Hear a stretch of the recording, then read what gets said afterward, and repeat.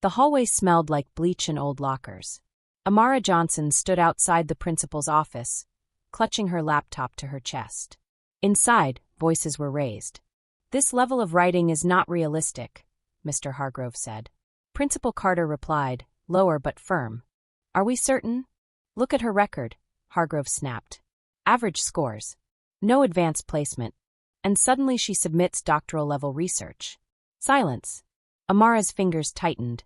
The door opened. "Come in," Principal Carter said. She stepped inside. The air felt colder. Mr. Hargrove didn't sit. He circled the desk slowly.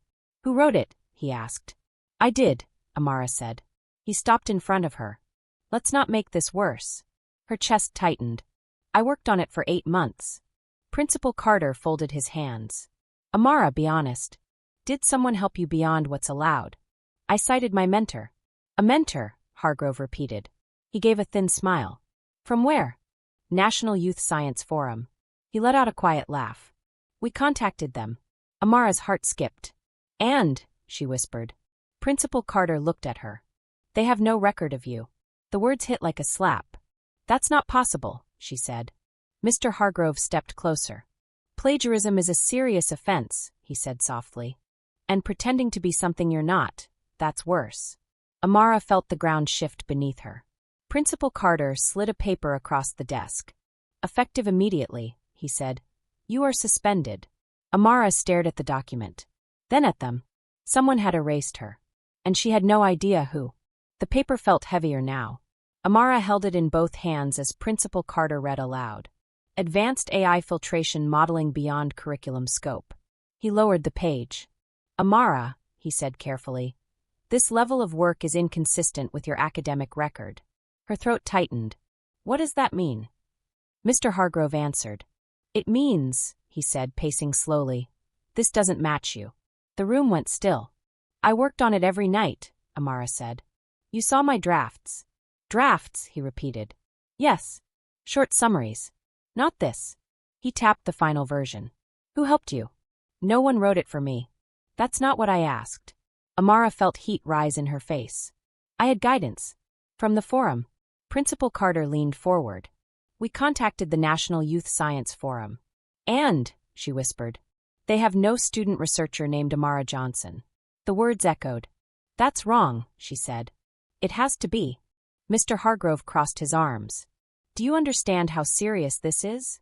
"Yes," she said. "That's why I'm telling the truth." He stopped pacing. "You expect us to believe you're leading national-level research while earning B's in chemistry?" The word leading sounded like an accusation. "My grades don't measure everything," she said quietly. He smiled thinly. "That's convenient." Principal Carter slid a printed email across the desk. "We reached out to the contact listed on your citation page." The email bounced. Amara stared at it. "Bounced? That's impossible," she whispered. "Academic dishonesty carries suspension," Carter said. "Possibly expulsion." Her chest felt tight. "I can call my mentor right now." Mr. Hargrove checked his watch. "Go ahead." Her hands shook as she dialed. Straight to voicemail. She tried again. Disconnected tone. Her stomach dropped. "That doesn't prove anything," she said quickly. "She travels." Principal Carter's voice softened, but only slightly. "Amara, help us understand. I submitted a paper to them last spring. I was accepted into the youth research cohort. I've been working under Dr. Brooks." "Dr. Brooks?" Hargrove asked. "Yes." He exchanged a look with the principal. "There is no Dr. Brooks listed in their public directory." Silence. The clock ticked. Amara's mind raced. Why would the email bounce? Why wouldn't the call go through? Unless... No, that didn't make sense. Principal Carter straightened the papers. "Until verification is received, we cannot allow this to stand." "To stand," she repeated. "As your work." The words cut deeper than suspension. Mr. Hargrove stepped closer. "You're a bright girl," he said softly. "But ambition without honesty ruins futures."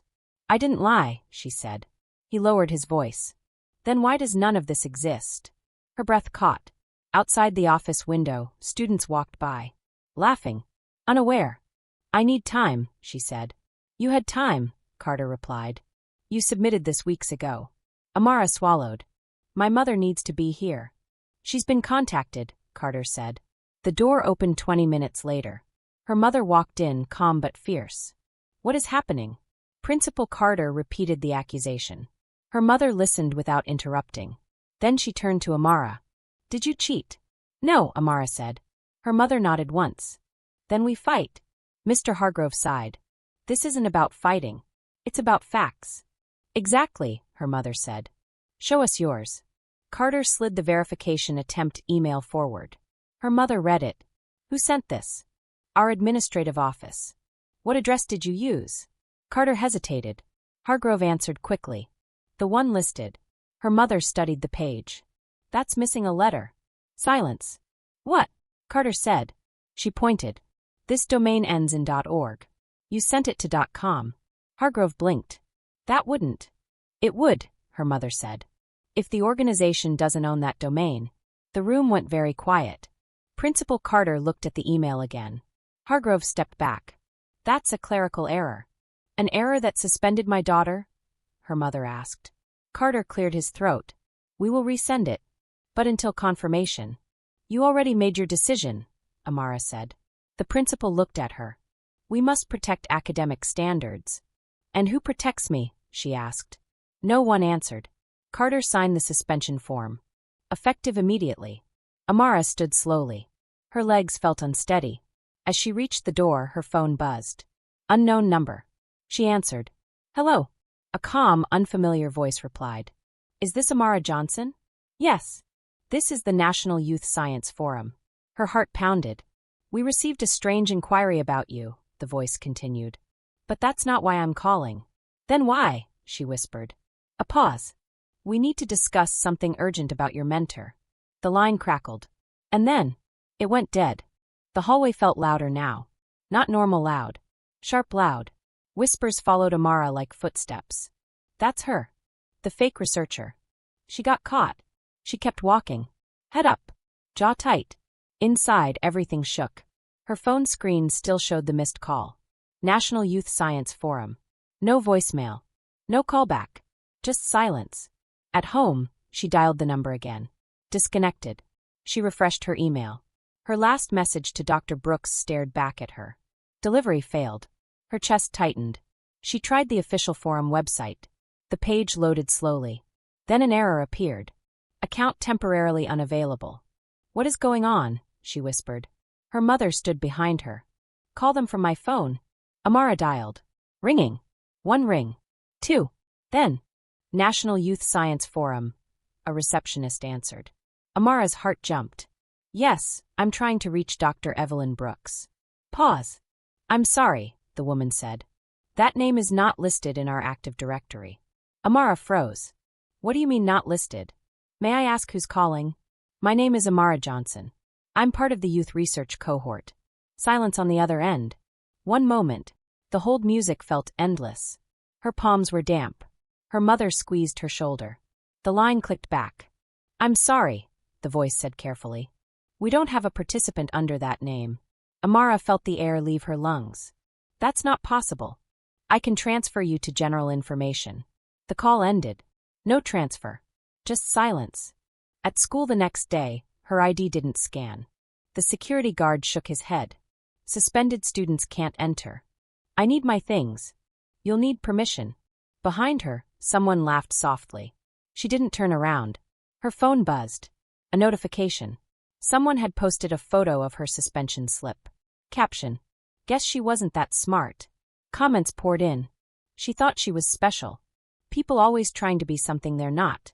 Her fingers trembled. Her mother stepped in front of her. Enough. But it wasn't enough. Because the damage was spreading. Inside the administration building, Principal Carter avoided eye contact.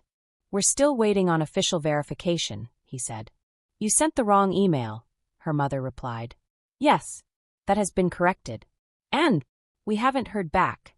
Mr. Hargrove stood near the window. Silent. Watching. You embarrassed this school, he said suddenly. Amara looked at him. I embarrassed it? You presented false credentials. I didn't. His eyes narrowed. Then explain the silence. She didn't have an answer. And he knew it. That afternoon, the district office called. They wanted a formal review. Possible falsification of academic records, the letter read. Her name printed in bold. Her stomach twisted. This wasn't just suspension anymore. It was escalation. Back home, she opened her laptop again. Scrolled through old messages. Months of feedback. Research edits. Video calls. Shared documents. All from Dr. Brooks. Except now.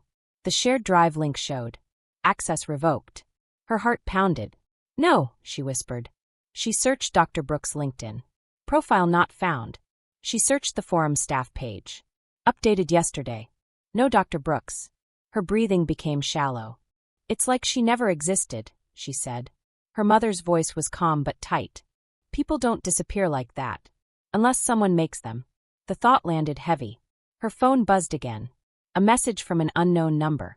Stop pushing this. Let it go. Her blood ran cold. She stared at it. Mom.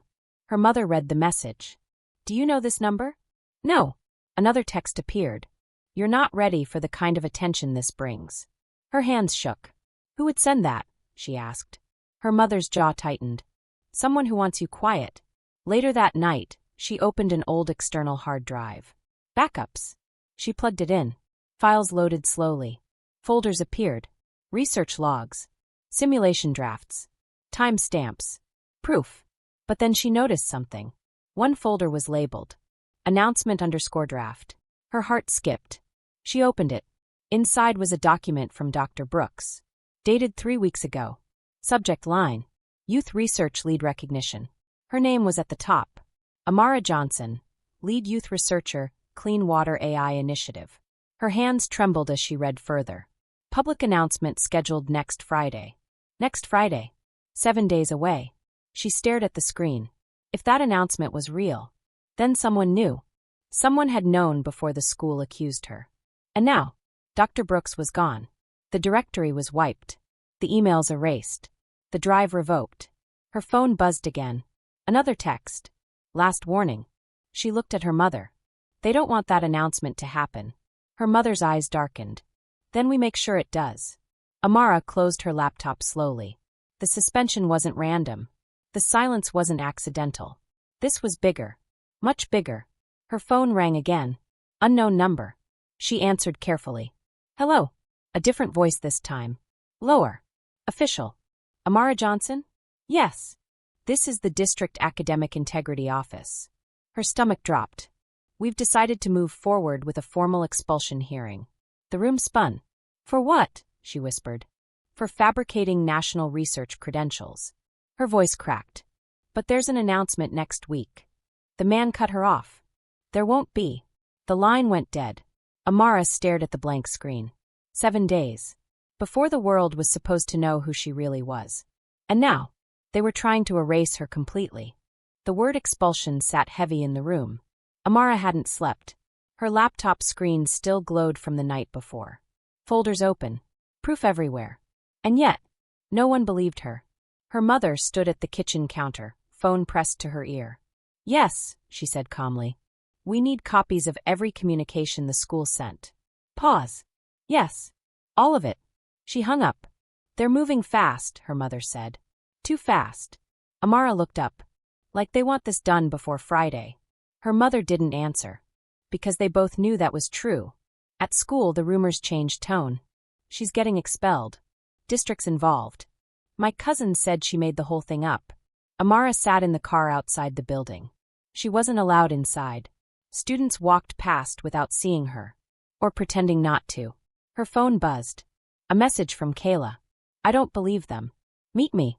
They met at a coffee shop 2 blocks away. Kayla slid into the seat across from her. They're saying you faked everything, she whispered. I didn't. I know. Kayla leaned closer. But something feels off. How? She hesitated. Remember Marcus? Amara frowned. Marcus Hill. 2 years ago. He said he got into a national math program. Amara blinked. Yeah. Then he transferred. Kayla nodded slowly. They said his acceptance couldn't be verified. The words felt familiar. Too familiar.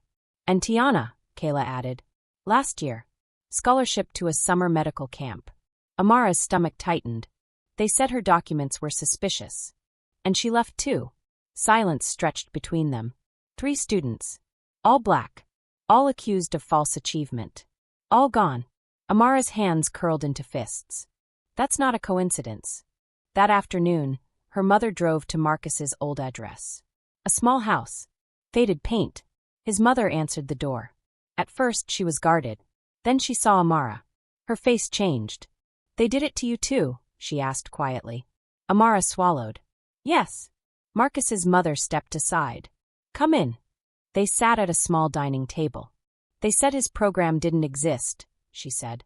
"Said he must have forged the acceptance letter." "What did you do?" Amara's mother asked. "We fought. For weeks." Her voice cracked. "They delayed every meeting. Asked for more proof.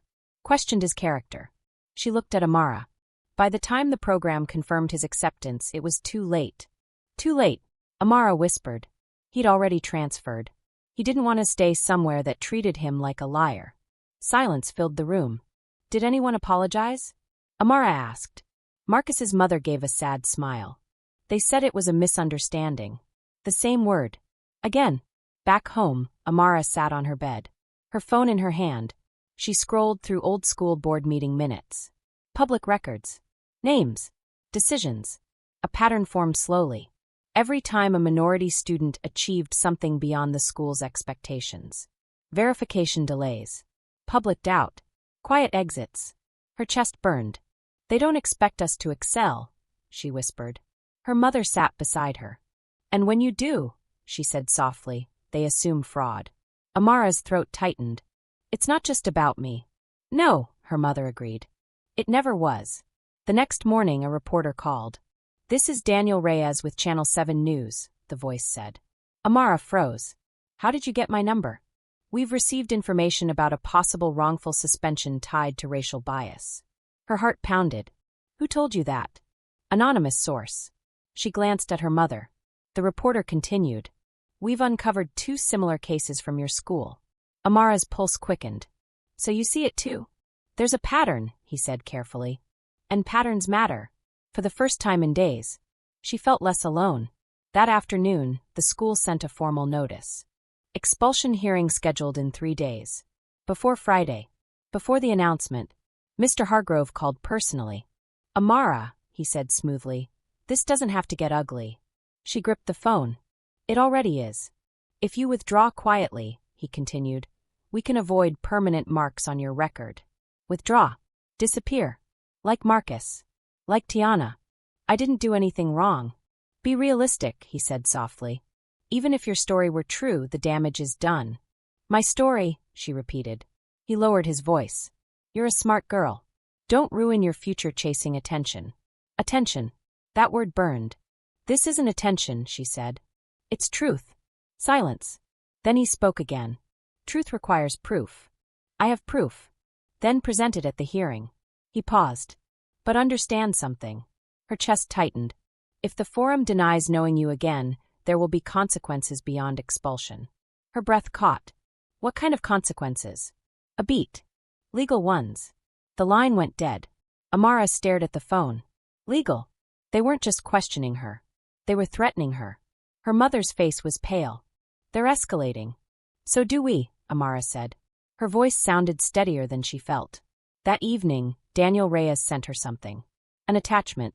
Subject line. "You need to see this." She opened it. It was a copy of the school's original verification email. Sent to the wrong domain. But that wasn't the shocking part. The timestamp was. It was sent at 9:42 p.m. 2 hours after. The district had already drafted her suspension letter. Her stomach dropped. "They decided before verifying," she whispered. Her mother leaned closer. "That means they never intended to confirm." Her phone buzzed again. A new message from the unknown number. "Stop digging." Another message followed. "You're not the first." Her blood ran cold. Not the first. The words echoed in her mind. 3 days until the hearing. 4 days until the announcement. And someone inside that school was trying to erase a pattern. The email timestamp wouldn't leave her mind. 9:42 p.m. Suspension letter drafted at 7:31 p.m. They decided first. Verified later. If they ever meant to verify at all. Amara stared at the screen. "That's not a mistake," she said quietly. Her mother nodded. "That's intent." Her phone buzzed. Daniel Reyes. Did you see the timestamp? He asked the second she answered. Yes. They moved before confirmation. They already had the punishment ready. There was a pause on his end. I filed a public records request, he said. You're not going to like what I found. Her stomach tightened. What? There's no outgoing call log to the forum. Silence. No call, she whispered. None, Daniel said. Just that one email. To the wrong address. Her pulse quickened. So they never tried. Not officially. The next day, the school board meeting room was packed. Parents, teachers, students, whispers everywhere. Amara sat beside her mother. Mr. Hargrove sat across the room, arms folded. Calm, too calm. Principal Carter stepped to the podium. We are here to discuss a matter of academic integrity. Integrity. The word felt heavy. Daniel Reyes stood near the back with a camera crew. Principal Carter continued. The student in question submitted research credentials that could not be verified. Amara stood. They were never properly verified. Murmurs rippled. Carter blinked. Excuse me. You sent one email, she said, voice steady. To the wrong address. After you already drafted my suspension. Gasps. Mr. Hargrove stood quickly. That's inaccurate. Daniel stepped forward. I have documentation of the timestamp, he said calmly. The room shifted. Carter looked unsettled. Clerical errors occur, he said. Amara felt heat rise in her chest. So does bias. Silence. Thick and uncomfortable. Mr. Hargrove's voice sharpened. This is not about race. Then what is it about? Her mother asked. He hesitated. Consistency. Consistency? Amara echoed. With your academic history. There it was again. The quiet assumption. You don't believe I'm capable, she said. That's not what I said. You didn't have to. The room buzzed louder now. A board member cleared her throat. Principal Carter, she said carefully. Why was the suspension drafted before verification? Carter shifted. We were acting in caution. Caution against what? Daniel asked. Fraud. Amara's heart pounded. And if I wasn't a threat? She asked softly. No answer. Another board member leaned forward. Why was no direct phone verification attempted? Carter glanced at Hargrove. Hargrove answered. We trusted the email process. Daniel raised his phone. According to records, no follow-up was attempted after the bounce back. The tension grew heavier. The crowd felt it. Parents exchanged looks. Teachers avoided eye contact. Suddenly, the door at the back opened. A district official stepped inside. Whispers grew louder. He walked straight to the board table and handed over his phone. Principal Carter looked down at it. His face changed. What is it? A board member asked. The district official spoke quietly. We just received a call. From who? Carter asked. The official swallowed. The National Youth Science Forum. The room went still. Amara's heart stopped. And, someone whispered, they are asking why one of their lead youth researchers has been suspended. The words landed like thunder. Lead. Researcher. Mr. Hargrove stiffened. That's impossible, he muttered. The official continued. They also said no formal verification request was ever received. Gasps filled the room. Carter's composure cracked. That's not. They have documentation, the official interrupted. Silence. Heavy. Unavoidable. Amara felt something shift. For the first time, the power wasn't in the room's front. It was with the truth. Mr. Hargrove tried again. This could be a misunderstanding. Daniel stepped closer. 3 students in 3 years, he said evenly. All minority. All accused of false achievement. All misunderstandings. The room erupted in whispers. Parents began speaking over each other. That's not a pattern, Hargrove insisted. It looks like one, a board member replied. Amara's chest tightened. This wasn't just about her anymore. It was bigger. Carter stood abruptly. This meeting is adjourned pending further investigation. Gavel strike. But the noise didn't stop, because something had cracked. And everyone felt it. Outside the building, cameras flashed. Reporters circled. Daniel approached her gently. You handled that well. I'm tired, she admitted. He nodded. Get some rest. Tomorrow will be louder. Her phone buzzed again. Unknown number. She hesitated, then answered. A calm, steady female voice spoke. Amara? Yes. This is Dr. Evelyn Brooks. Her breath caught. You're okay? I'm fine, Dr. Brooks said. But we need to talk. Where have you been? A pause. Someone attempted to access our internal systems last week, Dr. Brooks said carefully. Your profile was flagged. Flagged? Yes. For removal. Amara's heart pounded. Removal by who? She whispered. Dr. Brooks' voice lowered. That's what we're investigating. Silence stretched between them. Then Dr. Brooks said one more thing. There's more you don't know. The line clicked softly. And ended. Amara stood frozen on the sidewalk. Someone hadn't just doubted her. Someone had tried to erase her. There's more you don't know. Dr. Brooks' words echoed in Amara's head all night. She barely slept. Every sound felt louder. Every notification made her jump. By morning, the story was everywhere. Local teens suspended amid verification controversy. Some headlines were neutral. Others weren't. Student claims national role, organization responds. Claims. Always claims. Never facts. At 10:12 a.m., a black sedan pulled into the school parking lot. Amara watched from across the street with her mother. The door opened. Dr. Evelyn Brooks stepped out. Navy blazer. Calm posture. Focused eyes. She didn't look confused. She looked prepared. Ready? Her mother asked. Amara nodded. They crossed the street together. Inside, the office staff stiffened. Principal Carter came out quickly. Dr. Brooks, he said, forcing a smile. We weren't expecting. I'm aware, she replied evenly. Mr. Hargrove stood near the hallway entrance. Watching. Measuring. Dr. Brooks turned to Amara. You've handled yourself well. Amara's throat tightened. Thank you for coming. I should have been here sooner. There was something in her voice. Regret. And anger. Controlled. They gathered in the conference room again. But this time, the energy was different. Dr. Brooks placed a thick folder on the table. Inside were printed emails, research logs, digital signatures, official letterhead. She slid one document forward. Amara Johnson, she said clearly, was selected as lead youth researcher for the Clean Water AI initiative. Silence filled the room. Mr. Hargrove shifted. That title is honorary, he said quickly. Dr. Brooks looked at him. No, she replied. It is earned. She opened another document. Here are her weekly progress reports. Another. Here are peer review comments from our senior fellows. Another. Here is confirmation of her upcoming public recognition next Friday. Principal Carter's hands trembled slightly as he flipped through the pages. You're saying, he began slowly, she is legitimately affiliated? Dr. Brooks held his gaze. Yes. The word landed hard.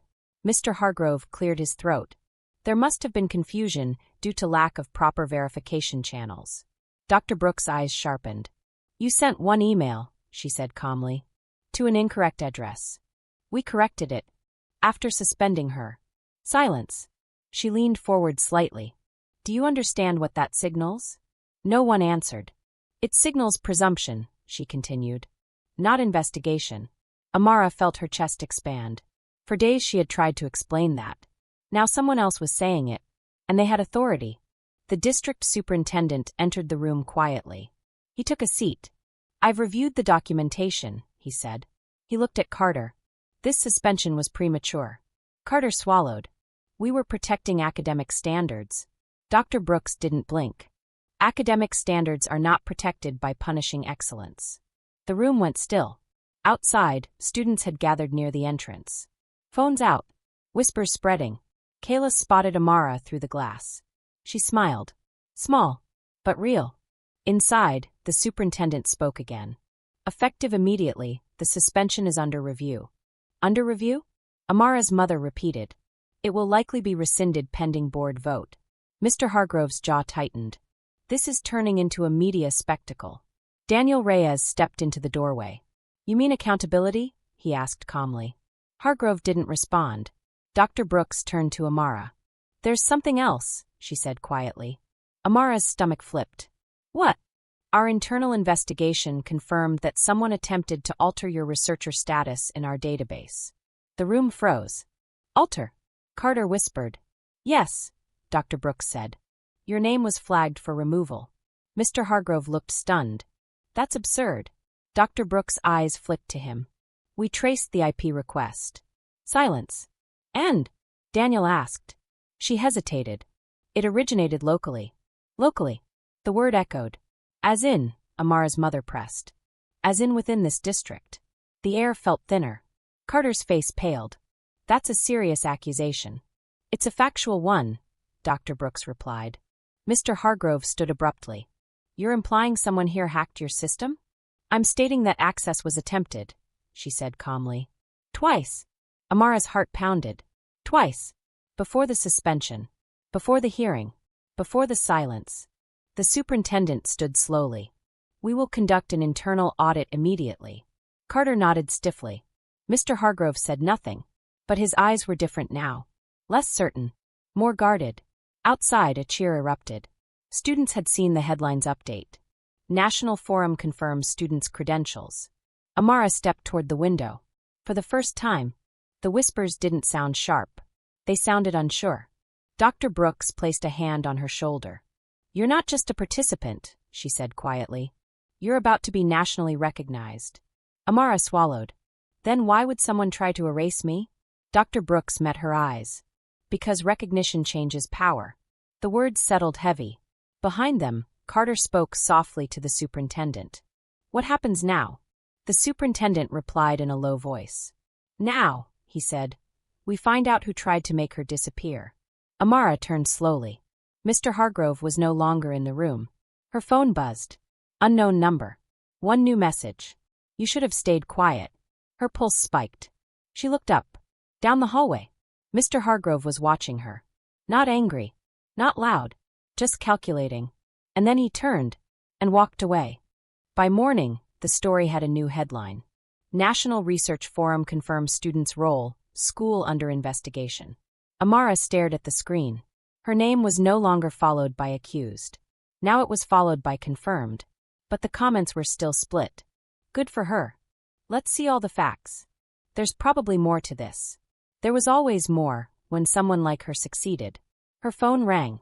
Daniel Reyes. You need to turn on Channel 7, he said. She did. Mr. Hargrove's face filled the screen. He stood outside the school, speaking calmly. This was never about race, he said. It was about ensuring fairness for all students. Fairness. Amara felt her jaw tighten. He continued. When claims exceed a student's documented performance history, verification is necessary. Documented performance history. Her mother muted the TV. He's still framing you as suspicious, she said. Amara nodded. He doesn't believe someone like me can outperform his expectations. An hour later, Daniel called again. I've obtained internal emails, he said quietly. Her stomach dropped. What kind? Between faculty members. Regarding you. Silence. Read them, she said. Daniel hesitated. We need to confirm whether this is another overreach case. Amara frowned. Overreach. There's more, he continued. Let's avoid another embarrassment like Hill. Marcus. Her pulse quickened. Another email. Students sometimes inflate achievements beyond their background exposure. Background exposure. The words felt coded. Heavy. Calculated. Who wrote that? She whispered. Daniel exhaled. Mr. Hargrove. Her throat went dry. That afternoon, the district announced an emergency review hearing. Not about her. About staff conduct. The tone had shifted. Power was moving. But not quietly. When Amara arrived at the auditorium, cameras flashed again. She walked past them. Head high. Inside, teachers avoided her eyes. Some looked ashamed. Others looked annoyed. Like this was inconvenient. The superintendent stood at the podium. We have uncovered communications that raise concerns regarding bias in evaluation procedures. Concern. Bias. Still careful language. He continued. We take these matters seriously. Mr. Hargrove sat in the front row. Arms folded. Face blank. Principal Carter looked older than he had days ago. Tired. Worn down. Daniel was called to speak. He projected the emails onto the screen. The room went quiet. He read them slowly. Clear. Measured. Every coded phrase landed heavier in public than it had in private. Amara watched Mr. Hargrove's jaw tighten. But he didn't interrupt. When Daniel finished, a board member turned to Hargrove. Did you write these? Yes, he said calmly. And what did you mean by overreach?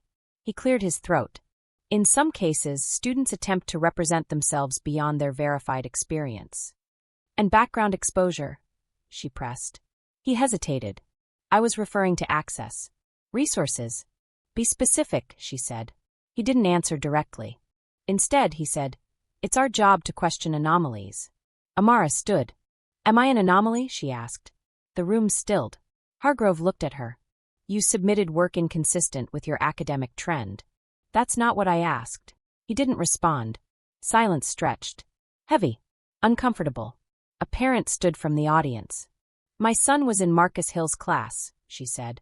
He told us what happened. Murmurs spread. Another voice followed. And my niece transferred after her scholarship was questioned. The pattern was no longer quiet. It was loud. Public. Documented. The superintendent leaned forward. Mr. Hargrove, were these concerns applied equally to all students? Yes, he said quickly. Provide documentation of similar verification procedures for other high-achieving students. He froze. Silence. I don't have that with me. The board member's voice sharpened. Because it doesn't exist? The room buzzed. Mr. Hargrove shifted in his seat. We prioritize based on risk. Risk. Amara felt something crack inside her. I'm a risk? She asked softly. No answer. But the silence said enough. Principal Carter stood slowly. I take responsibility for the procedural failures, he said. Procedural failures. Not bias. Not harm. Just procedure. Dr. Brooks spoke up from the side. With respect, she said evenly, this was not procedural. All eyes turned to her. When a student's excellence is treated as suspicious before being treated as possible, that is not paperwork. That is prejudice. The word hung in the air. Prejudice. No one rushed to deny it. The superintendent cleared his throat. Effective immediately, Mr. Hargrove is placed on administrative leave pending full investigation. Gasps filled the room. Hargrove stood abruptly. This is political, he said. No, Daniel replied calmly from the back. It's documented. Hargrove's eyes flicked to Amara. For a split second, there was no authority in them. Just anger. And something else. Fear. As the meeting adjourned, reporters rushed forward. Cameras flashed again. Amara, how do you feel? Someone asked. She paused. Took a breath. I feel like this shouldn't have taken national attention to fix. The words were simple. But they landed. Outside, Kayla hugged her tightly. You did it. Amara shook her head. It's not done. Because it wasn't. Her phone buzzed again. Unknown number. One message. You think this ends with him? Her chest tightened. She looked around the parking lot. Cars pulling away. Teachers walking quickly. Reporters packing equipment. Someone else was involved. Someone with access. Someone higher. Her phone buzzed again. Another message. You embarrassed the wrong people. She stared at the screen. Administrative leave wasn't justice. It was pause. And pauses could hide things. She looked back at the school building. Windows reflecting the sunset. Calm on the outside. But inside, something deeper was shaking.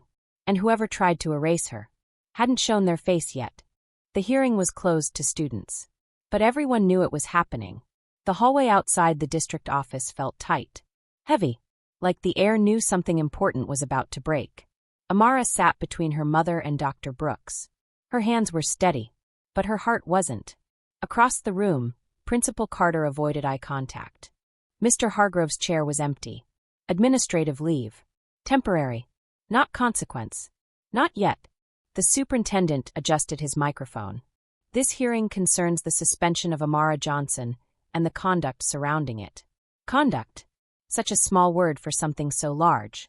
Amara, the board chair said gently, you may speak. She stood. The room felt bigger from this angle. Colder. I was accused of lying, she said. Her voice was calm. They said my work didn't match my record. She glanced at Carter. They said the forum didn't know me. Silence. I was suspended before they verified anything. A board member nodded slowly. Did you ever fabricate credentials? He asked. No. Her answer was clear. Fast. Sharp. Principal Carter was called next. He stood slowly. We followed protocol. Dr. Brooks leaned forward. You drafted suspension before verification, she said. Carter swallowed. Yes. Why? We had reason to doubt. Based on what? Daniel Reyes asked from the observer section. Carter hesitated. Performance inconsistency. Amara felt the words hit again. Inconsistency. Like she wasn't allowed to grow. The board chair turned to Dr. Brooks.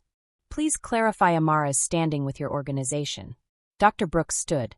Amara Johnson is our lead youth researcher for the Clean Water AI initiative.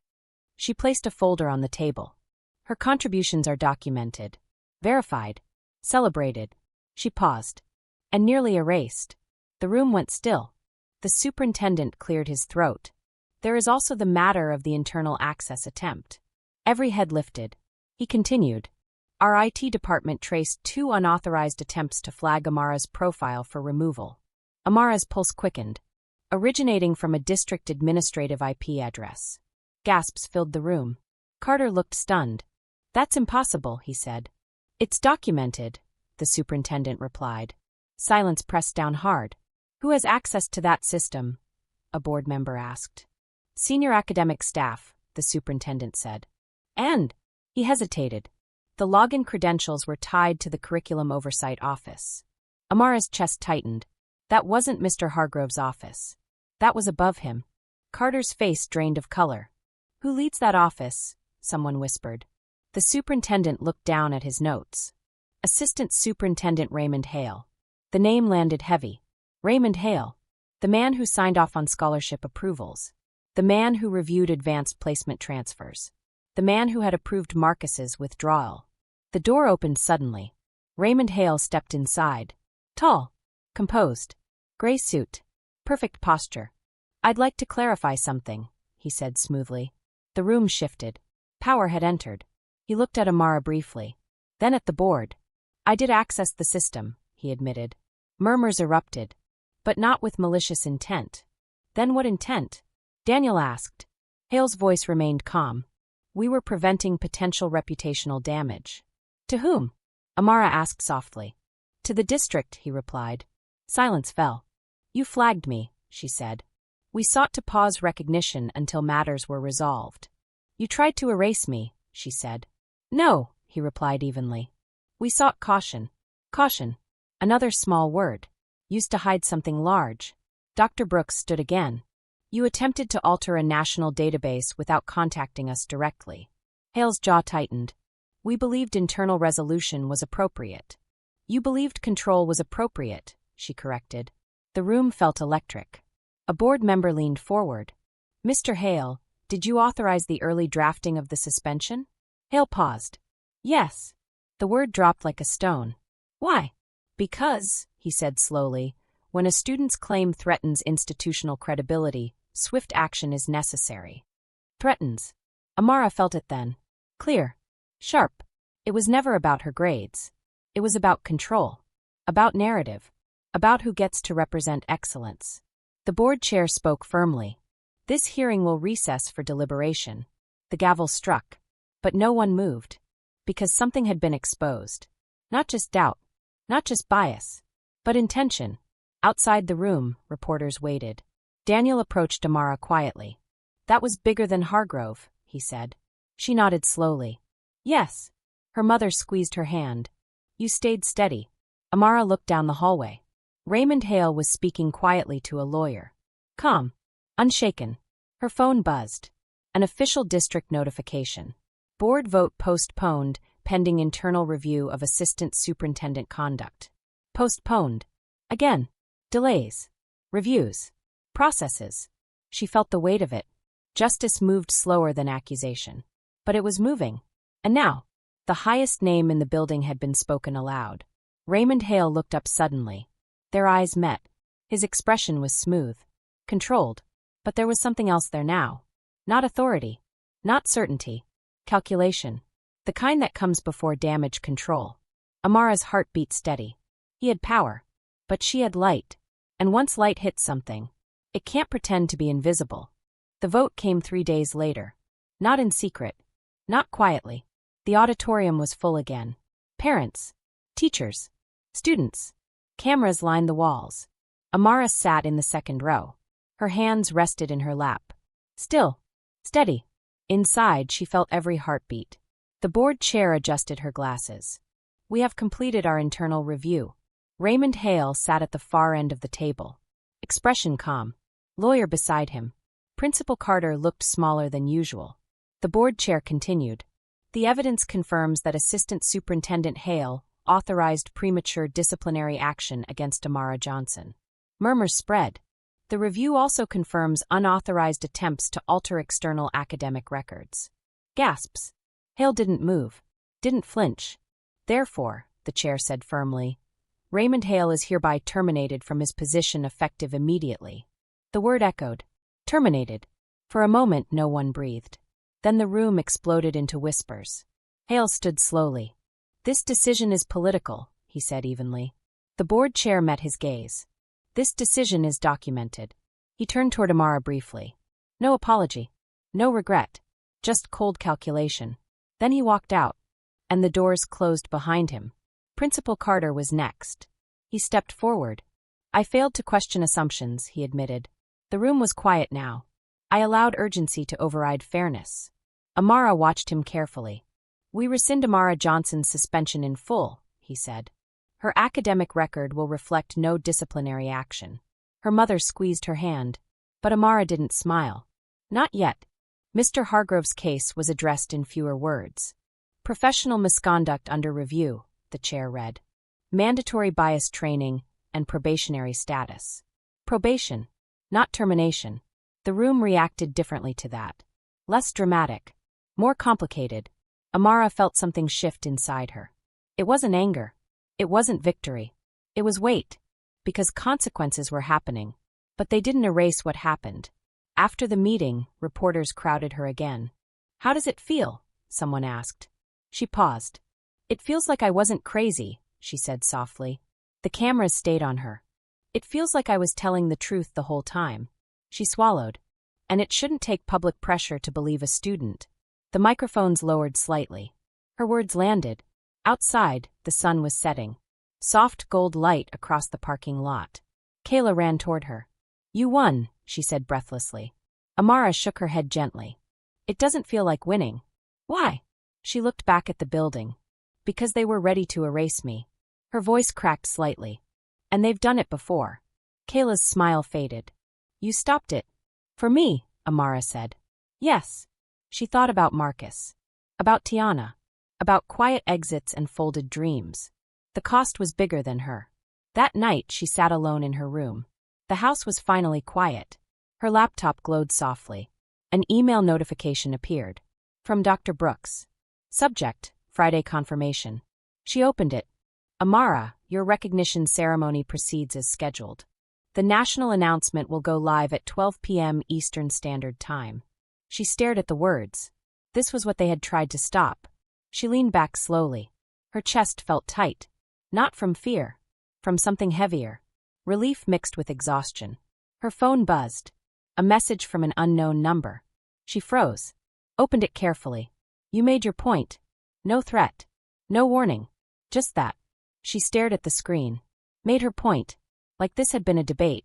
Like her life was an argument. She typed nothing back. Blocked the number. Silence followed.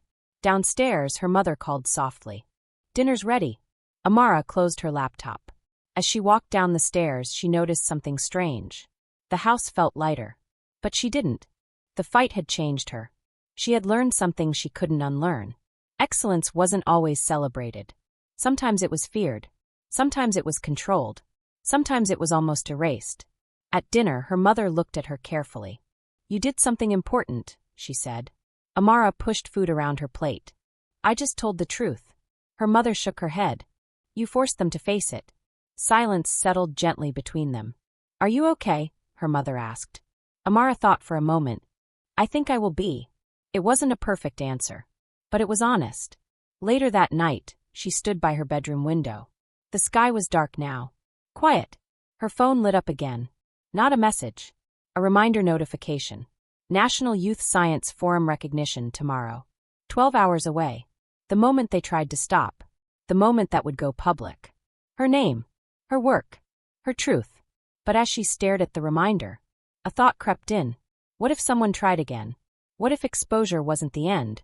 What if this was just the beginning? Her phone buzzed one more time. This time from Daniel. Heads up. Major networks are picking up your story tomorrow. Her heart beat slower. steadier. Tomorrow wasn't just recognition. It was amplification.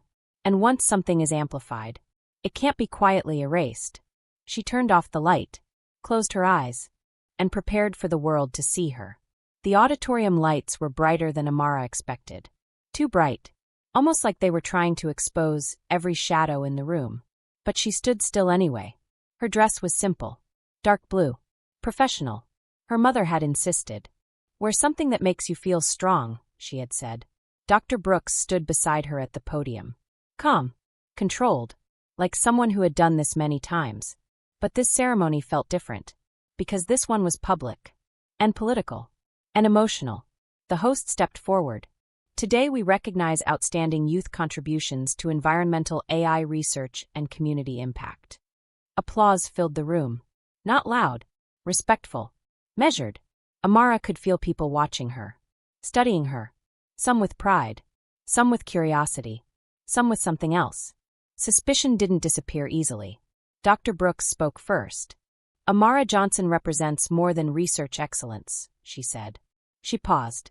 She represents persistence in environments that sometimes mistake curiosity for defiance. Amara felt her throat tighten. Dr. Brooks continued. Her clean water AI model has been selected for pilot testing in underserved communities across 3 regions. The room reacted softly. Murmurs. Nods. Interest. Not celebration yet. Interest came first. Celebration came after proof. That was how institutions worked. Amara stepped to the microphone. Her hands were steady. Her voice was soft but clear. I didn't start this research to win awards, she said. Pause. I started it because clean water shouldn't be something people have to fight for. She swallowed. When I was suspended, I was scared. Silence. But not because I thought I was wrong. She looked at the audience.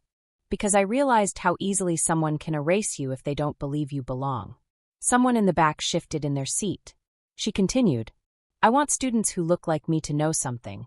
Her voice strengthened slightly. You don't have to prove your intelligence by surviving suspicion. Applause started. Slow, then stronger. Her mother wiped tears from her eyes quietly. Daniel was recording from the side aisle. Reporters were writing quickly. Dr. Brooks smiled slightly. The moment felt bigger than awards. It felt like validation. But Amara knew recognition was only one chapter. Not the ending. The host continued. Your research will also receive national funding for continued development. Flashbulbs went off. Thank you, Amara said. Simple, humble, but strong. After the ceremony, people approached her. Students first. You really did that? Yeah, she said softly. How did you stay calm? She thought about it. Because I had to be louder with my results than with my frustration. The student nodded slowly, like they were learning something quietly. Then teachers approached. Some apologized. Not dramatically, just quietly. I should have spoken up sooner, one said. I was afraid of losing my job, another admitted. Amara didn't judge them. She just nodded, because fear was part of the system too. Mr. Hargrove did not attend the ceremony, but he sent an email. Short, professional. Congratulations on your achievements. Nothing else. No apology. No explanation. Just acknowledgement. Amara read it once, then deleted it. She didn't need closure from people who still believed she was a risk. Outside the auditorium, reporters surrounded her again. Do you feel like justice was served? One asked. She thought about that. Justice was complicated. I feel like accountability started, she said. Not finished. No. Why not? She looked at the cameras. Because there are still students who will go through what I went through without cameras watching. The reporter didn't respond immediately. Just wrote that down. Slowly. Carefully. That night, Amara stood on her apartment balcony with her mother. The city lights were quiet. Peaceful. You handled that beautifully, her mother said. Amara shook her head. I was just honest. Her mother smiled softly. That's what makes you dangerous to systems that depend on lies. Amara didn't reply immediately. She thought about that. Dangerous. Not in a violent way. In a truth way. Truth could be disruptive. Her phone buzzed. Message from Dr. Brooks. You are now publicly listed as lead researcher in our national program. Another message followed. Welcome to the Future Projects team. Amara exhaled slowly. She felt proud, but also tired. Achievement didn't erase trauma. It just added responsibility. Her phone buzzed again. Unknown number. She hesitated, then opened it. The message was different from before. Not threatening. Not angry. Just one sentence. You were right. She didn't reply. But she didn't block it either. Some things needed to exist as reminders. Not closure. Just memory. She leaned against the balcony railing. Her mother stood beside her. What now? Her mother asked. Amara looked out at the city skyline. Now I keep working. Why? Because they tried to erase me, she said softly. And I want to make sure they never can again. Her mother nodded, quietly proud. Inside her apartment, her laptop pinged with a new email. Subject: Partnership Opportunity, University Research Lab. She smiled slightly. Tomorrow would bring new challenges. New scrutiny. New pressure. But also new doors. Because once someone proves they belong, the world has to keep opening doors. Or admit it was wrong. She turned off the balcony lights. And went inside. The day of the national broadcast started quietly. Too quietly. Like the world was holding its breath. Amara woke up before sunrise. Her phone was already buzzing with notifications. News alerts. Social media mentions. Interviews scheduled. Her story had moved from local injustice to national conversation. But she didn't open the notifications. Not yet. She sat on her bed, just breathing. Because today wasn't about fighting. Today was about standing. Her mother knocked softly on the door. Breakfast is ready. Amara opened the door. Her mother looked at her carefully. You nervous? She asked. A little. Good, her mother said. Nervous means you still care. They ate quietly. Toast. Eggs. Tea. Normal food. Normal morning. Even though everything had changed. At 11:30 a.m., Daniel arrived. Camera equipment in hand. You ready? He asked. No, Amara said honestly. He smiled. That's fine. Nobody ever is. He set up the camera in her living room. Simple background. Soft natural lighting. Nothing dramatic. Because her story didn't need drama anymore. It had truth. 11:58 a.m. Amara sat in front of the camera. Her hands rested in her lap. Her mother stood behind the camera. Dr. Brooks joined via video call on the television screen. I'll keep this short, Daniel said. Because this isn't about performance. He pointed at the camera. It's about voice. 12 p.m. The broadcast went live. Millions of viewers across the country. Schools. Homes. Newsrooms. Everyone watching. Daniel began. Today we are discussing systemic bias in academic recognition and student treatment. Then he stepped back and turned to Amara. Tell your story one last time, he said. She inhaled slowly, then spoke. When I was suspended, she began, I felt small. Pause. But not because I believed I was wrong.